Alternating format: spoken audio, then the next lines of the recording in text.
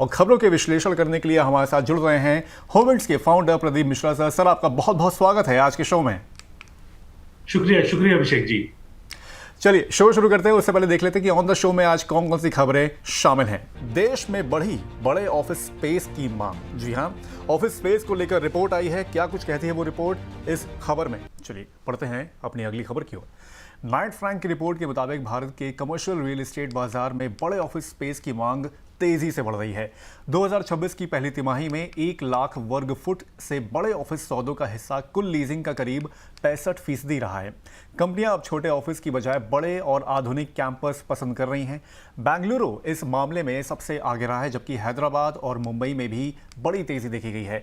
Report के अनुसार global कंपनियां, टेक फर्म और जीसीसीज भारत में अपने ऑपरेशन बढ़ा रहे हैं, जिससे बड़े ऑफिस स्पेस की मांग बढ़ रही है।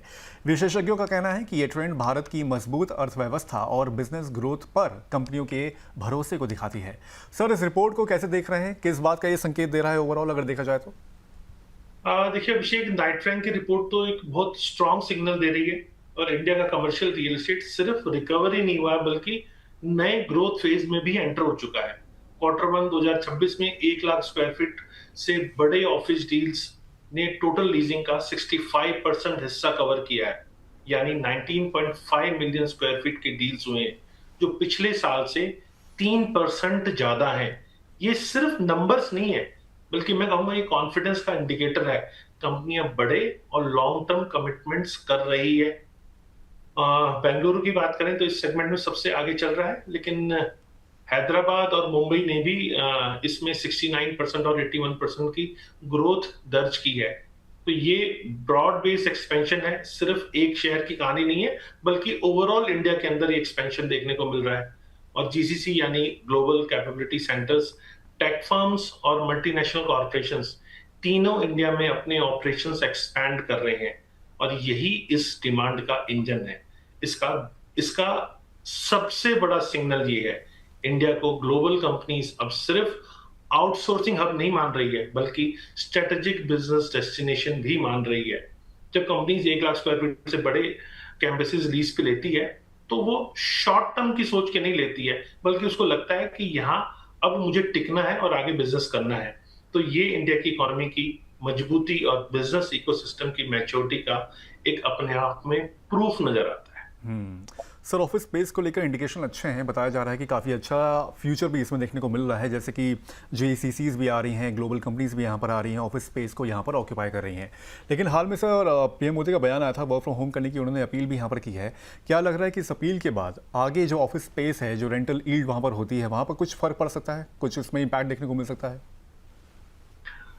मैं कहूंगा पीएम मोदी की अपील गल्फ क्राइसिस के बीच फ्यूल कंजर्वेशन के लिए आई है और इससे बड़ी बहस जरूर शुरू हो गई है। ये अपील प्रिंसिपली फ्यूल बचाने के लिए है। ये ऑफिस रियल एस्टेट की लॉन्ग टर्म डिमांड को फंडामेंटली कहीं हद तक स्टॉप नहीं कर रही है। और पिछले कोविड के बाद की अगर हम बात करें तो रेजिडेंशियल सेक्टर्स में डेवलपर्स ने फोकस ज्यादा किया है, तो रेजिडेंशियल की सप्लाई जरूर आई है लेकिन ऑफिस स्पेस की सप्लाई यहाँ थोड़ी सी कम देखने को मिली है। तो सप्लाई बहुत ज्यादा नहीं है। तो मेट्रो सिटीज में एम्प्लॉइज पहले से ही घंटों में कम्युनिकेट कर रहे थे। राइजिंग फ्यूल कॉस्ट और ट्रैफिक से वर्क फ्रॉम होम की डिमांड की ओर जरूर एक संकेत मिला है, लेकिन कंपनी अभी ऑफिस फर्स्ट स्ट्रेटेजी पर रही है। तो जो company work from home adopt करेगी, मैं कहूंगा उनसे ग्रेड ए प्रीमियम ऑफिस पे असर थोड़ा पड़ेगा लेकिन बहुत ज्यादा नहीं पड़ने वाला है। लेकिन फ्लेक्सिबल और को वर्किंग स्पेस की डिमांड कंपैरेटिवली इससे बढ़ेगी और यहाँ मैन्युफैक्चरिंग हो या हेल्थ केयर हो या रिटेल हो, इन सेक्टर्स पर वर्क फ्रॉम होम का कोई असर नहीं पड़ने वाला क्योंकि ये फिजिकल प्रेजेंस मांगते हैं, मतलब ये मैंडेटरी है। तो मेरा मानना है कि एक टेम्पोररी फेज है, स्ट्रक्चरल शिफ्ट नहीं है।